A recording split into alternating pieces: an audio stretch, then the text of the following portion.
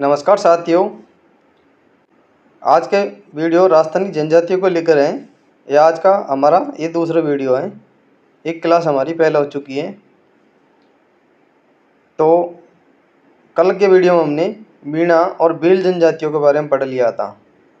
तो आज हमें जो इससे आगे सेरे जनजाति और इससे आने वाली आगे की जनजाति के बारे में डिस्कस करने वाले हैं। और आज की वीडियो में हम पूरी जनजातियों को कंप्लीट कर देंगे। तो आप धैर्य बनाकर वीडियो को देखें और हमारा सपोर्ट बनाएं। चलिए आज की वीडियो स्टार्ट करते हैं इस कोटेशन के साथ। माजी तेरे तलबगार बहुत हैं, माजी तेरे तलबगार बहुत हैं, कुछ इस पार तो कुछ उस पार बहुत हैं, कुछ इस पार तो कुछ उस पार बहुत हैं। जिस शहर में खोलिए तुमने शीशे की दुकान, उस शहर में पत्थरों के खरीदार बहुत हैं। तो साथियों, आपको धैर्य बना के रखना है, आपको डरना नहीं है और हमें सपोर्ट बनाना है और ऐसे आगे बढ़ते रहना है। एक दिन मंजिल ज़रूर मिलेगी। तो चलिए आज का वीडियो फिर स्टार्ट करते हैं। सहरिया जनजातियों को लेकर के। मानव शास्त्री सहरे शब्द की उत्पत्ति फारसी भाषा के सहर शब्द से हुई है, जिसका अर्थ है जंगल। ये जंगल में ही निवास करते हैं। सहरे जनजाति सर्वाधिक 12 जिले की शाहबाद किशनगंज तहसीलों में निवास करती है। भारत सरकार ने इस जनजाति को आदिम जनजाति की सूची में रखा है। कर्नल जेम्स टॉड सहरे जनजाति को भीलों का एक ही परिवार मानते हैं। सहरे जनजाति के गोत्र राजपूत जाति की तरह ही होते हैं। क्या होते हैं? राजपूत जाति की तरह ही होते हैं, जैसे देवदास सोलंकी, बाघेल चौहान आदि। सहरे जनजाति में मुखिया को सहराना के नाम से पुकारा जाता है। किसके नाम से? सहराना के नाम से। साथियों, आपने देखा होगा जनजातियों के बारे में भी कर्नल टॉड का हर जगह नाम आता है।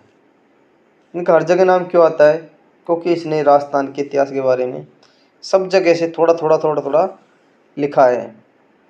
और राजस्थान इतिहास के जनक भी कर्नल टॉड को मानते हैं। किसको मानते हैं? कर्नल जेम्स टॉड को मानते हैं। कर्नल टॉड को मानते हैं। जबकि आधुनिक राजस्थान का जनक एच.जी. ओझा को मानते हैं। सहरी जनजाति का लगभग 99% 12 जिले में है। सहरी जनजाति में नाता प्रथा का प्रचलन है।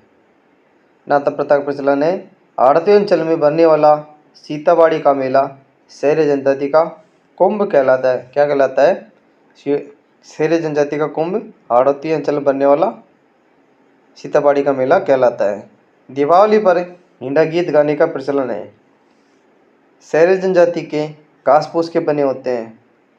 सहरी जनजाति के घास फूस के बने होते हैं, इन्हें टापरी कहा जाता है।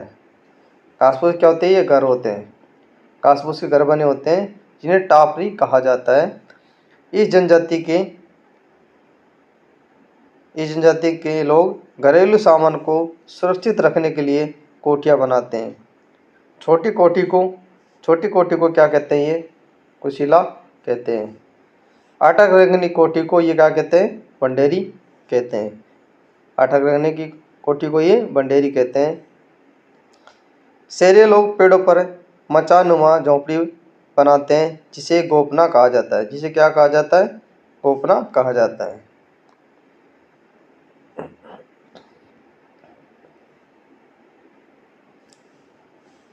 कोरवा या टोपा कहते हैं। गोपना या कोरवा या टोपा कहते हैं। सहरी समुदाय की महत्वपूर्ण संस्था पंचायत है। इसके 3 स्तर होते हैं। पहला है पंचताई। कौन सा होता है? पंचताई होता है। पंचताई एक दिवसीय, पंचताई एक दसिया या चौरासिया। सहरी स्त्रियां गोदना गुदवाने की बड़ी शौकीन होती है, लेकिन पुरुष वर्ग में गोदना वर्जित माना जाता है। इस जनजाति में विवाहित महिलाएं एक विशेष वस्त्र रेजा पहनती है। सहरिया जनजाति वर्षा ऋतु में लहंगा यह एम अल्लाह गीत गाती है। क्या गाती है? लहंगा अल्लाह गीत गाती है। कब गाती है ये? कब गाती है ये? वर्षा ऋतु में गाती है। वर्षा ऋतु में गाती है। वर्षा ऋतु में ये गीत गाती है। मामुनि की संकल्पना संस्था शहरी जनजाति के निवास के लिए कार्य कर रही है। शहरी जनजाति में स्त्री पुरुष कभी भी एक साथ नृत्य नहीं करते हैं। इस जनजाति का भोजन पुआड़ा की सब्जी या महुआ का फल होता है। शहरी जनजाति के गुरु वाल्मीकि हैं। शहरी जनजाति के मुख्य देवता तेजाजी हैं। इस जनजाति का मुख्य त्यौहार लठमार होली होता है। शहरी जनजाति के लोग गोद में मीठी रखकर सगाई पक्की करते हैं। यह जनजाति मकर संक्रांति पर लकड़ी के डंडों से लैंगी खेल खेलती है। शहरी जनजाति का कार्तिक पूर्णिमा पर कपिल धारा में मेला भरता है। तेजाजी के साथ शहरी जनजाति का भैरव भी प्रमुख देवता है। शहरी जाति की कुल देवी कोड़िया देवी है। शहरी जनजाति में बच्चों का मुंडन संस्कार किया जाता है। क्या किया जाता है? मुंडन संस्कार किया जाता है। और इस प्रथा करवाने की क्या है, ये प्रथा प्रचलित है। इस जनजाति में नाता प्रथा प्रचलित है। कोई विवाहित स्त्री अपनी इच्छा से किसी अन्य पुरुष से नाता कर सकती है, किंतु विवाहित से नाता करने के लिए नया पति पूर्व पति को झगड़ा राशि अदा करता है। शहरी जनजाति में विवाह एवं त्योहार के अवसर पर मीठी लापसी एवं चूरम बाटी का भोजन पसंद किया जाता है। शहरी जनजाति में मृत्यु के तीसरे दिन मृतक की आत्मा व राख एकत्र कर रात्रि में साफ आंगन में बिछाकर ढक देती है। दूसरे दिन राख पर जिसाकृति के पद चिन्ह बनते हैं। मृतक उसी योनि में पुनर्जन्म लेता है। तत्पश्चात इस अस्थियों व राख को सीताबाड़ी में स्थित बाणगंगा या कपिल धारा में प्रवाहित कर दिया जाता है। शहरी समुदाय में इसे धारी संस्कार कहा जाता है। क्या कहा जाता है? इसे धारी संस्कार कहा जाता है। शहरी जनजाति अपनी बस्ती के मध्य गोलाकार झोंपड़ी तैयार करती है। क्या करती है? गोलाकार झोंपड़ी तैयार करती है, जिसे हाथी बंगला कहा जाता है। जिसे हथाई या बंगला कहा जाता है। शहरियों का प्रतीक चिन्ह कुल्हाड़ी है। शहरी पुरुष वर्ग की अंगरखी सलोका कहलाती है। शहरी पुरुषों की घुटनों तक ऊंची धोती पंचा कहलाती है। शहरी जनजाति में पुरुषों का सापा खपटा कहलाता है। शहरी जनजाति में फेरों का अलग अंदाज है। इस जनजाति में 6 फेरे होते हैं। क्या होते हैं? 6 फेरे लिए जाते हैं। वर लेता है और 7वां फेरा क्या लेती है? वधू लेती है। 6 फेरे तो वर लेगा और 7वां फेरा क्या लेगी? वधू लेगी। शहरी जनजाति में ब्रज भाषा का अधिक प्रयोग किया जाता है। शहरी जनजाति हिंदुओं के सभी त्यौहार मनाती है।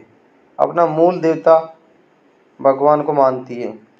शहरी जनजाति तेजाजी की विशेष रूप से पूजा करती है तथा तेजाजी की विशेष रूप से पूजा करती है। तेजाजी के सम्मान में ये मौरगढ़ में मेला में भाग लेती है। शहरी जनजाति में मृतक व्यक्ति श्राद्ध नहीं करते हैं। मृतक व्यक्ति श्राद्ध नहीं करते। भारत ने शहरी जनजाति के विकास के लिए 1977 में 77-78 में शहरी विकास कार्यक्रम शुरू किया था। क्या किया था? शहरी विकास कार्यक्रम शुरू किया था। मामुनि संकल्प संस्था शहरी जनजाति के निवास के लिए कार्य कर रही है। शहरी जनजाति पुआड़ की सब्जी अधिक पसंद करती है। पुआड़ अपने के देश में क्या बोलते? पवाड़ बोलते। वो सब्जी पसंद करती है तथा कंदमूल सत्ती बरी महुआ का सेवन भी करती है। ये सर्वाधिक शर्मीली जनजाति है। ये शहरी जनजाति कभी भी भीख नहीं मांगती है। कभी भी क्या करती है? ये भीख नहीं मांगती है। नेक्स्ट है गरासिया जनजाति। गरासिया जनजाति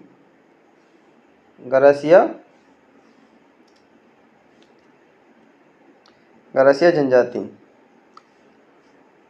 मीणा और भील के बाद गरासिया राज्य की तीसरी बड़ी जनजाति है। कौन सी है ये? तीसरी बड़ी जनजाति है। गरासिया चौहान राजपूतों के वंशज माने जाते हैं। गरासिया जनजाति सर्वाधिक सिरोही दक्षिणी राजस्थान में पाई जाती है। गरासिया मुख्यतः सिरोही के आबू, पिंडवाड़ा में, उदयपुर के कोटड़ा, गोगुंदा पाली क्षेत्र में सर्वाधिक पाई जाती है। गरासिया जनजाति की उत्पत्ति बड़ौदा के निकट चैनपारीन क्षेत्र में मानी जाती है, जिसका अर्थ है सर्वेंट होता है। गरासिया जनजाति का पवित्र स्थान आबू की नक्की झील को मानते हैं। किसको मानते हैं? आबू की नक्की झील को मानते हैं। गरासिया लोग मोर को आदर्श पक्षी मानते हैं। गरासिया जनजाति सफ़ेद पशुओं को पवित्र मानती है। गरासिया जनजाति में कुंवारी स्त्रियां राख की चूड़ियाँ, विवाहित स्त्रियां हाथी दांत की चूड़ियाँ पहनती है। क्या पहनती है? हाथी दांत की चूड़ियाँ पहनती है। गरासिया दक्षिण राजस्थान में गाने बजाने वाली जनजाति है। गरासिया जनजाति के पुरोहित बोपा कहलाते हैं। क्या कहलाते हैं? बोपा कहलाते हैं। गरासिया लोगों द्वारा मृत्यु पर बनाया गया स्मारक हुर्रे या मोगी कहलाता है। गरासिया जनजाति के लोग प्रिय वाद्य यंत्र बांसुरी, अलगोजा व नगाड़ा बजाते हैं। गरासिया लोगों में बच्चे का नामकरण होली के अवसर पर पड़ोस की लड़कियां करती हैं। कौन करती है? पड़ोस की लड़कियां करती हैं। घोड़ा बावजी गरासियों के देवता है। गरासिया लोग मृत्यु भोज को गेया मेघ कहते हैं। गरासिया जनजाति में बहुपत्निक प्रथा पाई जाती है। क्या पाई जाती है? बहुपत्निक प्रथा पाई जाती है। गरासिया जनजाति में बहुपत्निक प्रथा पाई जाती है। गरासिया जनजाति मुख्यतः एकाकी परिवार में विभक्त है।